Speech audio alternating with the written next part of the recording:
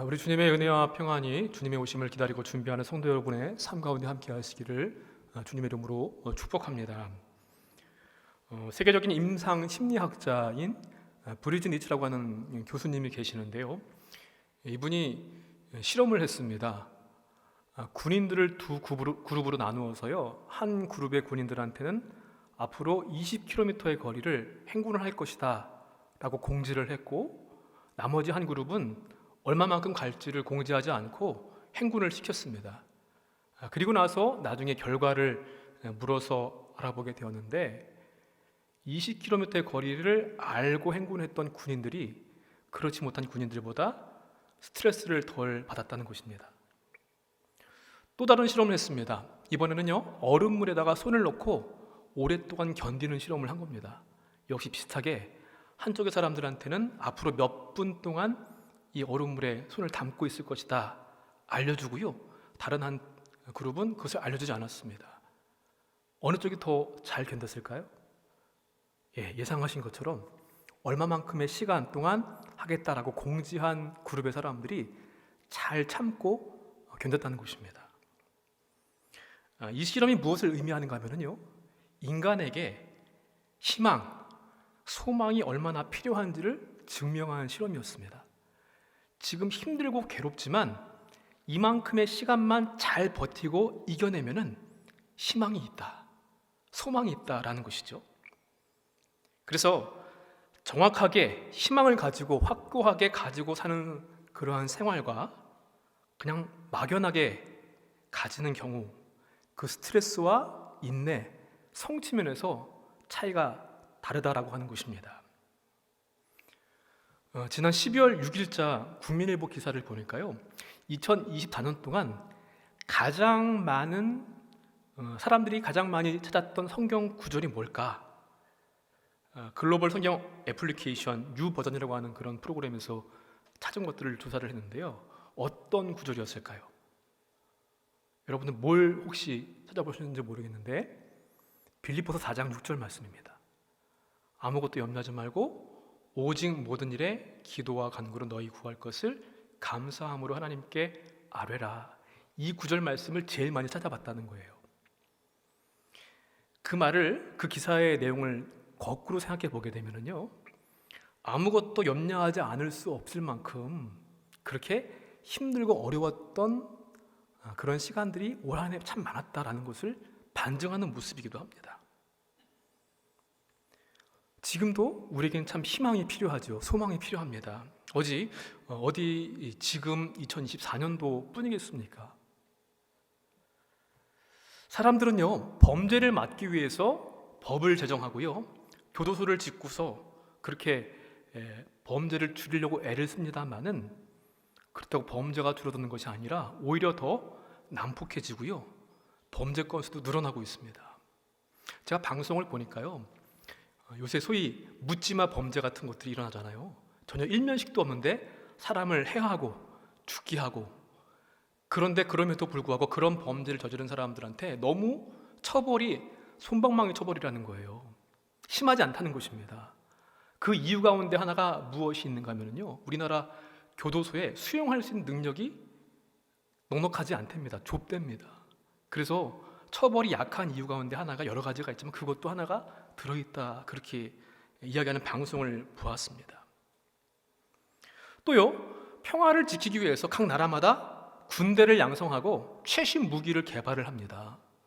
그런데 그렇지만 전쟁이 없었던 때는 거의 없습니다. 세계 역사를 보게 되면 지금도 지구 어느 한 곳에서는 전쟁이 계속 일어나고 있지 않습니까? 평화를 위해서 군대를 양성한다, 이 말 자체가 말이 되지 않습니다. 군대 자체가 무력이라는 것을 의미하는데 어떻게 평화를 이룰 수가 있겠습니까? 이와 같은 이야기들은 무엇을 의미하는가 하면요, 사람들한테는, 죄인인 인간한테는 소망과 희망이 없다는 것입니다. 제도의 문제, 방법의 문제가 아닙니다. 그런데 우리 예수님은 다르십니다. 그분은 모든 인류의 참 소망과 희망이 되십니다. 우리가 이때쯤 되면 예수님을 기다리고 소망하는 가운데 준비하는 이유가 바로 거기에 있습니다. 예수님만이 우리의 모든 인류의 참 소망과 희망이 되시기 때문입니다. 주님의 오심을 기다리고 준비하는 대림절 절기를 보내고 있습니다. 교회 역사를 보니까요, 이 대림절을 지키기 시작한 게 언제부터인가 보니까 대략 4세기 말경부터 이러한 절기를 지켰다라는 기록이 남아 있습니다. 성탄절을 앞두고 참회와 금식의 기간을 가졌던 것을 그것이 이제 계기가 되어서 지금까지 지켜오고 있는데요. 초대교회 교인들은 그래서 마라나타라고 하는 신앙을 가지고 있었습니다. 그렇게 기도를 드리고 그렇게 인사말도 했습니다. 인사말 속에는요, 그 시대 사람들의 공통의 가치관, 관심이 들어있거든요. 그래서 우리나라의 인사말을 한번 보세요. 밤새 안녕하셨습니까? 그런 인사를 했던 데는 언제였습니까? 밤새 안녕하기가 너무나 힘들었던 역사를 지나왔지 않습니까? 수많은 외침이 있었고요. 6.25 동란의 일제강점기, 그때는 밤새 안녕하셨습니까? 인사였습니다. 또 진지 드셨습니까? 식사하셨습니까? 이게 인사인 적도 있었잖아요. 먹고 살기가 너무나 힘들었을 때 보릿고개. 그런데요, 초대교회 교인들은 어떻게 인사했는가 하면 마라나타로 인사를 했습니다. 그 의미가 뭡니까? 주여 어서 오십시오. 주님 오심을 기다리고 준비하고 고대했던 것이 그들의 관심이었고 예배였고 신앙의 고백이었기 때문에 그렇습니다. 이 말은 예수님께서 사용하셨던 언어인 아람어인데요, 마라나타. 근데 이게 헬라어로 번역이 되면서 원래는 두 단어가 되어 있던 건데 하나의 단어처럼 그렇게 되었습니다. 마라나타 이건데 마라나타 이렇게 하나로 되어버렸는데, 이 두 단어로 되어 있는 것처럼 원래 그 의미도 두 가지를 생각해 볼 수 있습니다. 첫 번째는 마라나타입니다. 미래형입니다. 우리 주여 어서 오시옵소서. 주님의 재림에 대한 소망이지요. 또 한 가지는 마란 아싸라는 것인데 이것은 현재 완료형입니다. 우리 주님이 지금 이미 오셨다라고 하는 것. 이 두 가지, 그러니까 대림절의 절기는요, 이미 오신 주님과 앞으로 다시 오실 주님 사이에 우리가 서 있다는 것인데, 그때 믿음의 생활의 바른 모습이 대림절기의 바른 신앙의 모습이라는 것입니다. 그래서 우리는 이때를 지내면서 두 가지를 생각해 봐야만 합니다. 첫 번째, 성육신으로 이미 이 땅에 오신 예수님의 초림, 성탄을 기뻐하고 경축하는 일입니다. 또 한 가지는 다시 오실 주님의 재림을 기다리면서 내 믿음을 점검하고 새롭게 다시 거듭나는 것입니다. 그래서 성육신으로 처음 오신 예수님을 통하여서 구원이 시작되었다고 한다면 예수님의 재림을 통해서 그것이 완성될 것을 기다리는 것이 우리들의 믿음의 모습입니다. 그래서 이때는 기다림의 절기이면서 동시에 회개의 절기인 것을 여러분 다시 한번 생각해 보시기를 바랍니다. 이 절기를 보내면서 우리는 본문의 말씀을 통하여서 예수님을 기다리는 우리의 모습이 어떠해야 하는가 하는 것을 생각하면서 함께 은혜를 나누고자 합니다. 먼저 우리 1절의 말씀을 다시 한번 함께 읽어보도록 하겠습니다. 하나님의 아들 예수 그리스도의 복음의 시작이라. 아멘. 복음이라고 하는 이 말은 유앙겔리온이라고 하는 말인데요, 원래의 뜻은 기쁜 소식을 전하는 사람에 대한 수고, 목, 이런 뜻을 가지고 있습니다. 기쁜 소식을 알리는 사람의 받아야 할 그런 몫이라는 것이죠. 예수님 당시에 이 복음은 이런 것들이었습니다. 로마가 지배하고 있던 시대다 보니까 로마 황제의 즉위식이라든가 황제의 생일, 아니면 전쟁에서 승리하고 돌아오는 이때 군사적, 정치적 승리에 대한 소식이 바로 기쁜 소식, 복음이었습니다. 그런데요, 여러분, 로마의 입장에서는 그럴지 모르겠지만 로마한테 지배를 받고 있는 민족, 로마한테 전쟁에 패한 민족들은 어떨까요?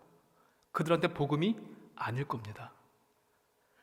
하나님의 아들 예수 그리스도의 복음의 시작이라 말씀하셨는데, 예수님의 복음은요, 어느 한편한테만 복음이 되는 것이 아닙니다. 누구에게나 다 복음입니다. 로마에게도, 로마의 지배를 받고 있는 피지배 민족에게도.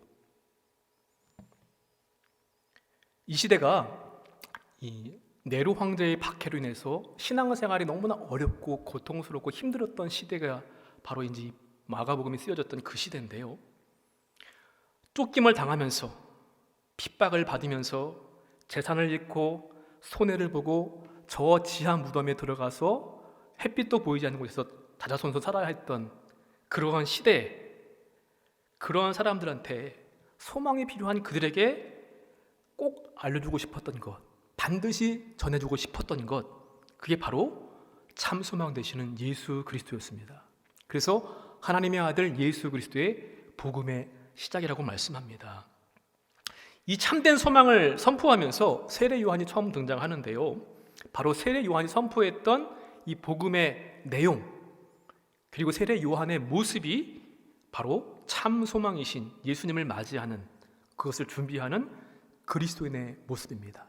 그럼 어떠한 모습으로 우리가 그분을 준비해야 하는가, 그분의 오실 길을 예비해야 하는가? 먼저 첫 번째로는요, 우리는 회개해야 한다는 것입니다. 세례 요한이 가장 먼저 선포한 메시지가 무엇인가? 그것은 회개하라는 메시지였습니다. 우리 3절부터 4절까지 말씀입니다. 또 함께 읽어보도록 하겠습니다. 광야에 외치는 자의 소리가 있어 이르되 너희는 주의 길을 준비하라. 그의 오실 길을 곧게 하라. 기록된 것과 같이 세례 요한이 광야에 이르러 죄사함을 받게 하는 회개의 세례를 전파하니. 아멘. 메시아이신 예수님의 길을 준비하기 위해서 세례를 베풀던 세례 요한이 가장 먼저 선포한 것은 무엇인가 하면요, 주의 길을 준비하라, 회개하라 라고 하는 메시지였습니다. 같은 내용을 기록하고 있는 마태복음과 누가복음 말씀에서도요, 3장 8절로 똑같은 내용인데요, 그러므로 회개에 합당한 열매를 맺으라고 메시지를 선포합니다. 예수님이 복음이시고 소망이시고 유일한 희망이시라고 한다면은 어떻게 준비하는가? 첫 번째 메시지가 회개하는 것이었습니다. 예수님도요, 그분께서 공생애를 처음 시작하실 때 처음 하신 메시지, 그 역시 회개하라는 메시지였습니다. 예수께서 비로소 전파하여 이르시되 회개하라, 천국이 가까이 왔느니라 하시더라. 예수님이 소망이십니다. 구원이십니다. 어느 누구 제한됨이 없이 누구에게나 다 복음이십니다. 그래서 그분을 받아들이는 것이 너무나 중요한 일인데, 그런데 그분을 받아들이고 우리가 오실 길을 준비하는 모습은 어떻게 해야 되는가? 첫 번째 해야 할 일이 바로 회개입니다. 이게 너무나 중요하기 때문에요, 세례 요한도 예수님도 제일 처음 선포하신 메시지가 이거였습니다. 여러분, 그런데 회개라는 것이 무엇입니까?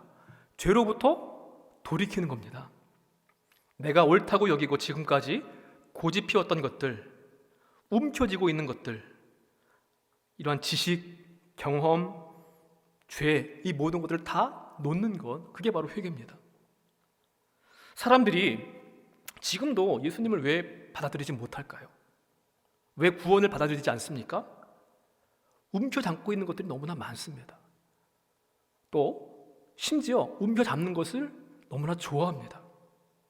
죄가 좋아합니다. 죄가 좋습니다. 그러다 보니까 그것을 받아들이지 못하는 겁니다. 오래전인데요, 필리핀에서 오랫동안 선교 사역을 하셨던 선교사님의 선교 보고를 들었던 적이 있는데, 그분이 그런 얘기를 하시더라고요. 필리핀 원주민들이 야생 원숭이를 어떻게 잡는지를 알려주시겠다는 거예요. 혹시 들어보신 분도 있을지 모르겠는데요, 아주 간단합니다. 원숭이의 습성을 이용하는 것인데요, 한 이 정도 되죠? 코코넛, 거기에다가 구멍을 조그맣게 뚫어 놓습니다. 이러한 표현이 맞을지 모르겠지만, 원숭이를 손이라고 하면 좀 그렇지만 원숭이 손이 겨우 우겨 넣어야지 들어갈 만큼 조그맣게 구멍을 뚫어 놓습니다. 그리고 그 안에다가 원숭이가 좋아하는 바나나를 넣는 거예요. 그러면은 냄새를 맡고서 이것을 먹으려고 와가지고 거기다 어떻게 우격다짐을 해서 손을 넣습니다. 그리고 움켜잡고 빼려고 하면은 이게 빠지질 않는 거예요. 그때 몽둥이로 원숭이를 때려잡는다는 겁니다. 참 웃기죠? 그 코코넛 무게가 얼마나 될까요? 이걸 빼지 못하겠으면 차라리 그냥 그렇게 도망가도 될 것 같은데, 이걸 빼지 못해가지고 낑낑댄다는 거예요. 그러면서 그분이 하시는 말씀이 그겁니다. 이렇게 손을 폈다 접었다 하시면서 신앙생활 할 때도 이것을 잊지 말아라, 이렇게 말씀을 하시더라고요. 그게 제 아직도 기억에 남아있는데, 움켜쥐고 놓고, 움켜진 바나나를 놓기만 하면은 도망갈 수 있습니다. 살 수 있는데 그것을 놓지 못해가지고 낑낑대다가 결국 잡힌다는 거예요. 우리가 가진 죄의 모든 것, 아직도 내려놓지 못하고 있는 것들을 놓기만 하면 되는데, 그러면 자유함을 얻을 수 있고 또 주님이 주신 참된 희망을 얻을 수가 있는데 그렇지 못하다는 것입니다. 사랑하는 성도 여러분, 대림절을 보내면서 주님 맞을 준비를 잘하고 계십니까? 죄를 깨닫고 겸손히 회개하면서 예수님을 맞이할 준비를 할 수 있는 우리가 되어야 될 줄 믿습니다. 개 중에는 그런 생각도 혹시 있을지 모르겠습니다. 나는 죄에 대한 뉘우침이 참 많은데, 그런데요, 죄에 대한 뉘우침까지만 되었지 회개, 돌이켜서 바뀌는 것까지 가지 못할 때가 참 많은 것을 보게 됩니다.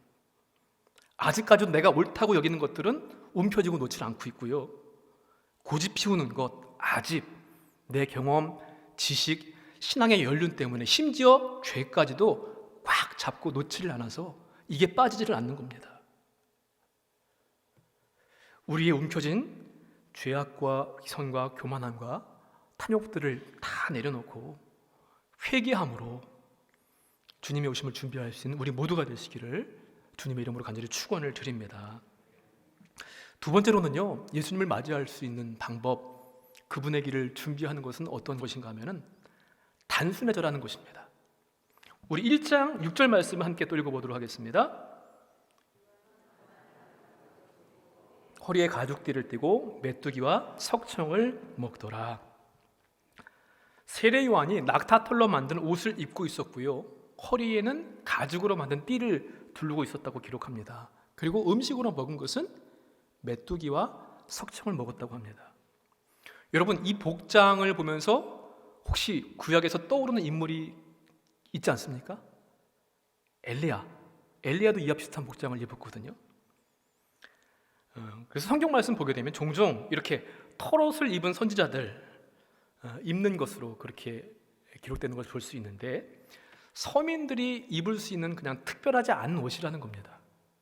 가죽띠도 그냥 장식도 없고 가장 흔한 그러한 옷차림이라는 거예요. 이게 세례요한이 입었던 옷차림이었습니다. 그 다음에 음식을 먹는 것 보니까 메뚜기와 석청을 먹었다고 합니다. 이거 혹시 웰빙 음식 아닌가요? 좋은 거 먹은 것 같은데, 근데요, 제가 히브리적 관점으로 다시 보는 마태복음이라는 책을 보니까 좀 재미있는 해석을 하신 그런 내용들이 있어서 소개를 드립니다. 메뚜기라고 할 때 이스라엘에는 또 다른 메뚜기가 있습니다. 우리가 생각하는 그렇게 뛰어다니는 메뚜기 말고요, 다른 메뚜기가 하나 있는데 그게 뭔가 하면은요, 쥐엄나무입니다. 왜 메뚜기를 또 다르게 쥐엄나무로 인식을 했는가 하면은 히브리어로 메뚜기도 그렇고 쥐엄나무도 그렇고 하루부라고 하는 단어로 똑같은 단어를 씁니다. 그래서 쥐엄나무 열매, 우리나라로 치면은요, 보릿고개가 있어서 이제 먹을 곡식이 없어가지고 옛날 어르신들, 우리 조상들 소나무 껍질 벗겨 먹고 풀뿌리 이렇게 캐서 먹었잖아요. 그것처럼 먹을 음식이 없을 때 가난한 사람들이 먹는 음식이 바로 이 메뚜기 쥐엄나무의 열매였다는 것입니다.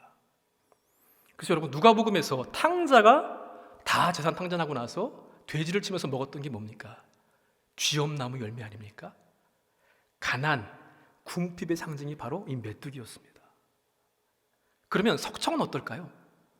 우리가 흔히 생각하는 돌틈 사이에 있는 그 비싼 꿀, 그게 아니라요, 당시 이 지역 사람들이 꿀이라고 하면은 세 가지를 생각했다고 합니다. 첫 번째가 종려나무의 열매, 우리가 흔히 이야기하는 대추야자, 그 다음에 벌꿀, 그 다음 세 번째가 쥐엄나무의 열매입니다. 유대인들한테는요, 폐하법이라는 것이 있습니다. 쉽게 다른 말로 바꿔 말하면 모퉁이법인데요, 유대인들은 곡식을 추수할 때도요, 다 아주 그냥 싹 추수하지 않습니다. 구석구석은 다 내버려 두고요, 떨어진 이삭도 줍지 않습니다. 왜 그렇습니까? 가난한 사람들, 과부와 고아와 같은 이들이 그것으로 양식을 삼게 하기 위해서. 그런데 이 곡식만이 아니라 과일나무의 열매를 거둘 때도 마찬가지예요. 대충 훑어서 거둔 다음에 다 따지 않습니다. 그러면 남아있는 대추야자, 이러한 종려나무 열매 같은 것들이 매달려 있다가 떨어지게 되면 떼굴떼굴 굴러가지고 돌틈 사이에도 박히고 땅바닥에도 떨어진다는 겁니다.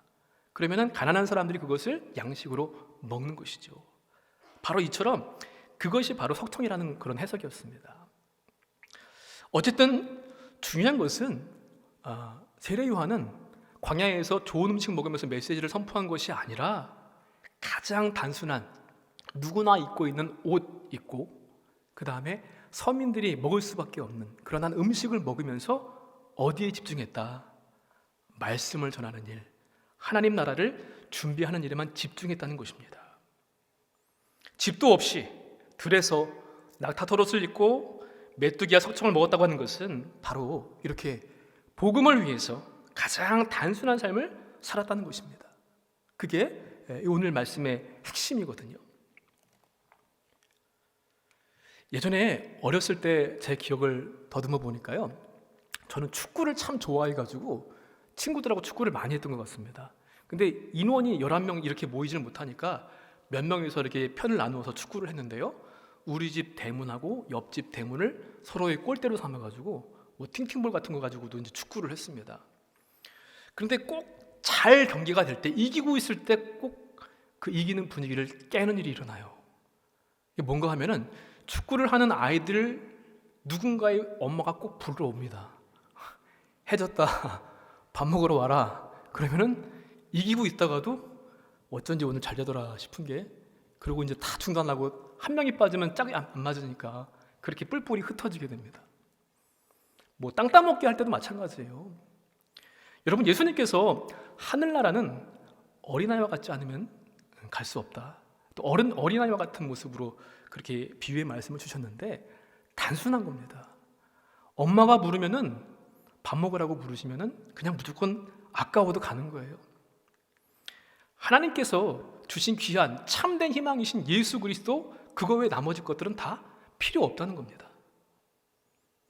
요새 현대를 표현한 여러 가지 가치 개념 가운데 미니멀리즘이라는 것이 있습니다. 여러분 들어보셨을 겁니다. 최소한의 것만 가지고 최대한의 행복을 누리면서 사는 것, 그게 바로 미니멀리즘이거든요. 그래서 불필요한 가구, 옷, 물품을 정리하면서 가장 단순하게 사는 겁니다. 그게 지혜롭다고 하거든요. 근데 우리가 살고 있는 세상은요, 너무나 복잡합니다. 물질, 힘, 어느 한편에 편중되어 있기도 하고요. 그런데 성경 말씀은 그런 우리에게 하나님의 나라를 얻기 위해서 버리고 잃고 나눌 것을 말씀하고 있습니다. 그러할 때 우리 믿음의 힘을 발휘할 수 있고요, 주님 안에서 참 자유를 얻을 수 있다는 것입니다. 그래서 사도 바울은 그렇게 고백합니다. 빌립보서 3장 8절 말씀에 내가 그를 위하여 모든 것을 잃어버리고 배설물로 여겼다. 왜냐하면 예수 그리스도를 아는 지식이 가장 고상하기 때문이고 그분을 얻기 위해서 내 모든 것들은 다 배설물로 여긴다는 겁니다. 저와 여러분의 삶은 어떻습니까? 너무나 바쁘고 분주하지 않습니까? 무엇을 먹을까, 무엇을 마실까, 무엇을 입을까 염려하는 것이 우리들의 모습입니다. 그런데 그러면서도 만족함이 없고요, 불안과 염려로 살고 있는 모습이 바로 이 땅의 많은 사람들의 모습 아니겠습니까? 세례 요한은 복음 증거라고 하는 복음 때문에 더 중요한 목적을 위해서 나머지 것들은 그냥 단순하게 살았습니다. 도가 트인 사람일수록요, 단순해집니다. 산에 높이 올라가면 올라갈수록 내가 디딜 수 있는 땅은 좁아지지만 시야는 넓어지는 것처럼요, 하나님, 예수 그리스도, 복음, 하늘나라, 이거 외에 나머지 것들을 버리면은 우리의 영적인 시야가 넓어지게 될 것이고요, 단순해지고 오히려 그로 말미암아 참된 평화와 희망을 얻을 수 있을 줄로 믿습니다. 무엇을 먹느냐가 중요한 것이 아닙니다. 무엇을 위해서 먹느냐가 더 중요합니다. 무엇을 위해 사느냐보다 그걸 우리가 질문을 가져야 될 것인데, 나는 어떠한 것을 위해서 살아가고 있는가? 돈을 얼마나 버느냐, 공부를 얼마나 잘하느냐, 무엇을 위해서 하는가? 사랑하는 성도 여러분, 하나님 나라의 소망을 모르는 사람들도요, 세상 사람들도 미니멀리즘을 말하면서 단순하고 가치 있는 것을 위해서 그렇게 살아간다고 애쓰는데, 하물며 하나님 나라와 참 희망이 되시는, 소망이 되시는 예수 그리스도를 붙잡고 살아가는 우리가 세상의 소망을 끊지 못하고 산다고 한다면은 그것은 부끄러운 일이 아닐 수 없을 겁니다. 예수님을 위해서, 복음을 위해서 우리의 삶이 조금 더 단순해지기를 원합니다.